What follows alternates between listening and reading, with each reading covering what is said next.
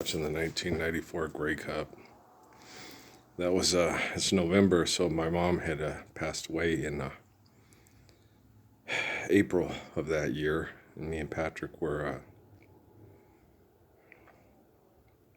living with I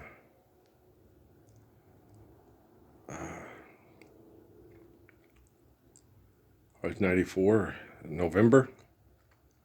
Yeah, I already had my job at because probation was in like August or September. Mom was all excited because I got that job at Southwest Airlines.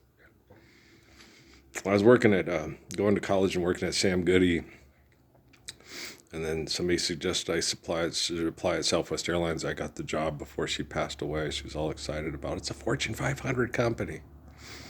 I was like, yeah. So I was working at Southwest Airlines, and we were staying with Patrice and Punchy at the townhouse. Yeah. And by then, yeah. But I was working a lot, probably. Yeah, because it's during the holidays, around Thanksgiving and stuff. Oh yeah, so I was working a ton. I was sitting there. Thanks for calling Southwest Airlines. This is Earl. How can I help you? Mm-hmm. Half these guys, because I was like, when did Fullerton stop having a football program? Because I remember Mike Pringle. And then, because they were in the Big West. Fullerton, Pacific. Who else? Long Beach. All the football programs that went defunct, couldn't compete economically because of their big rivals. Kind of like Nebraska Omaha and what's the other? And University of Nebraska, yeah. The big schools put them out of business, yeah. They make it hard for them to operate, and then they put them out of business so they can dominate the region. Yeah. Oh, USC used to get 6 All-American tailbacks and put them on the team so they could sit them on the bench so Fresno didn't get them. Yeah. Oh, yeah. John McKay, John Robinson. Yes.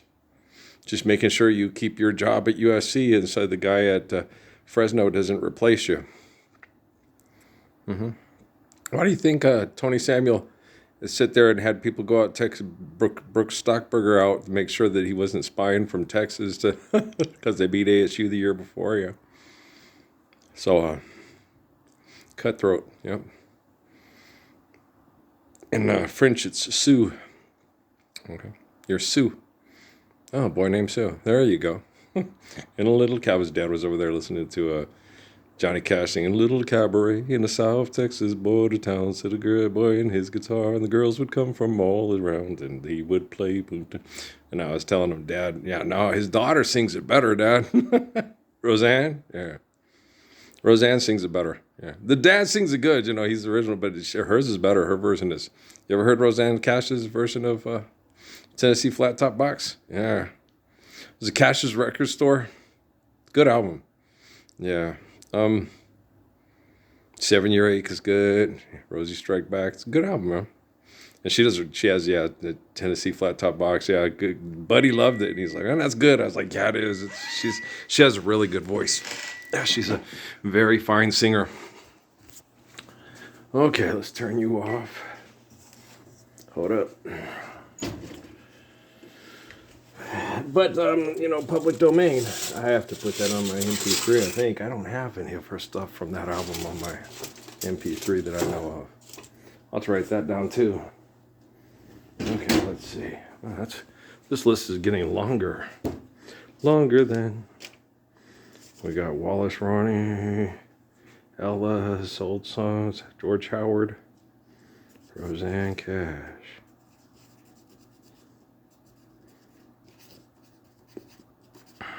We'll see. We'll see what I load. For sure, those Zeldas are going on.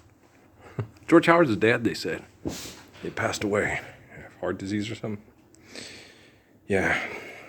Good saxophone player, one of my favorites. Yeah. He plays the soprano like Kenny Gorlick, Kenny G. But George's stuff is a little bit funkier. So I liked George's, no, and want you for myself. And the one he did with Speech, that album, better watch your back, boy, Attitude Adjustment, and Attitude Adjusted, and yeah, it's a good album. Couldn't find it for the longest time on YouTube. A lot of times you can't. Like with Ahmad Ali Lewis, half his songs are not on YouTube. You can't get them. So they're not public domain. You have to pay money for them.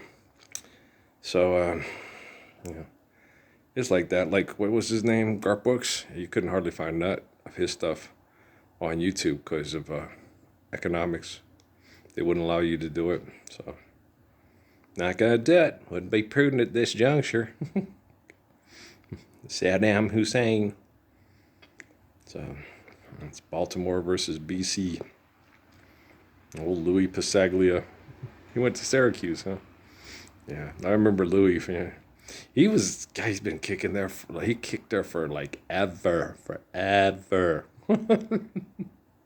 He was the Lions kicker for as long as I can remember. Well, I kept up on ESPN on the CFL every time I got a chance. I kept watching it after we left. Washington. Yeah. I kept track and kept up. Oh, almost intercepted it.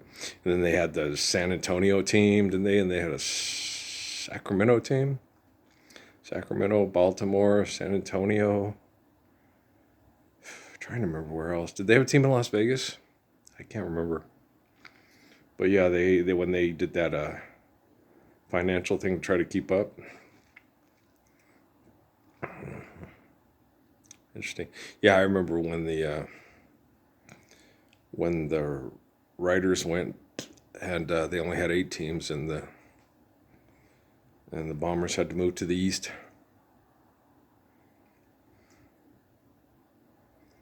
Remember back in the day. So, yeah. It was always interesting because I would sit there and I go, they only have 9 teams? Mom's like, Earl, they have like 27 million people in Canada. That's it? Okay. Oh, okay. So you're saying California has more people than... And California's only got 4 professional football teams. Oh, okay. So 9 professional football teams. But they were in little places. It was interesting because, Saskatchewan, they played at Tyler Field in Regina, and it held 24,000, and I was like, Aggie Memorial Stadium holds more than that, right? And the little stadium that the BC Lions before BC Police used to play in only held like 20,000. McMahon still only holds about, 36? And they used to play, the Alouettes used to play at the Olympic Stadium. So they had the biggest stadium there for the longest and stuff. And the Argos used to play at the Sky Dome, or where the Blue Jays used to play. Yeah, they used to play there. And the Hammer, I think did they build a new one? I was gonna say the Hamilton's played about the same place like forever, like old Calgary. And Commonwealth they built because they were doing real well in Edmonton, because they had those teams, and then they built Commonwealth Stadium. It holds like 60,000. It's big, that's a big stadium, especially by Canadian standards, Instead, because we got a Christmas card the other day from LA here back to Knoxville, and from Knoxville, from the Currys in Knoxville, and yeah, I've been through there.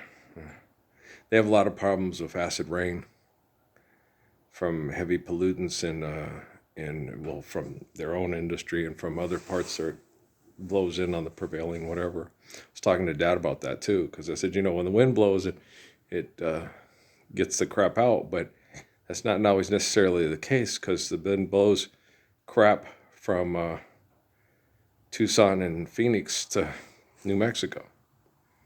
Out in the country, before the breathing air is gone, before the sun is just a bright spot in the nighttime.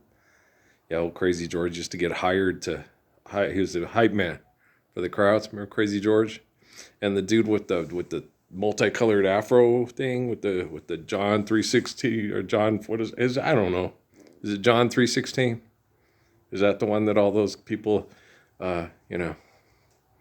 freak out about? Why, it's pretty, man. Vancouver's pretty. It's a pretty town. But now if we can just park all the cars, bars, and wars and put down the concrete jungle, we'll be fine. Concrete slave ship. Anybody else familiar with Oswald? Brinsley Dan and Drummy Zeb and Tony Nod and who else? They've had quite a few band members over the years. Different people come and go. Like Still Pulse and others, it happens. It's business, But what was the name of that Neon Prophet, that reggae band that played at the park that me and Amy went to, and she's scoping the crowd all the time, old Amy Sue. She scoped the crowd every time, anywhere, everywhere. It sucked. It hit you when you were with her and you'd be dancing with her, but she didn't care. She'd be rubbing her butt right up against you and have sex with you that night, and got a phone number from a guy she was having sex with the next day. Like, God damn. It was horrible. It was the way she was raised. I couldn't fathom it. I didn't think it. I've never thought about, me and her have had those talks about this. She goes, oh, this and that. And I was like, I don't think that way, Amy. I'm not. You were trained and raised differently. You're not a bad person. You were biologically trained and conditioned by a group called the Temple of Set Illuminati. They pretty much confessed it to me when they came and exposed themselves to me in Sierra Vista. I had no idea who those wackadoodles were. I didn't know about the stuff with Tupac and all everybody's, and all the conspiracy theory stuff. It was the Illuminati that killed him and all that. And I was like, what? Well, I didn't think I had any problems with them. Well, shit, I'm not a celebrity telling everybody, hey, these people are criminals. They invade your house with technology and sexually exploit your children. I didn't know. I thought it only happened with celebrities. Well, it just so happens that my stepdaughter, they could do a projection on how the girl's going to look through the thing. And so, little Miss, Shakira Shanae, Miss Kardashian Shadir, so this girl's going to be really physically desirable. And they knew, well, when I first got her, she looked like Kelly with no hair. Not the cutest baby in the world. Of all the babies we had, the cutest baby, where if you ever have a cute baby contest, I'm sure all the kids would agree. Well, Emily was really sweet and cute, the big blue eyes, but probably Kate. Yeah, Kate was a cute baby. Oh yeah, she is a cute baby. Cuteness and the cuteness pertuteness baby. Oh yeah, she's so cute.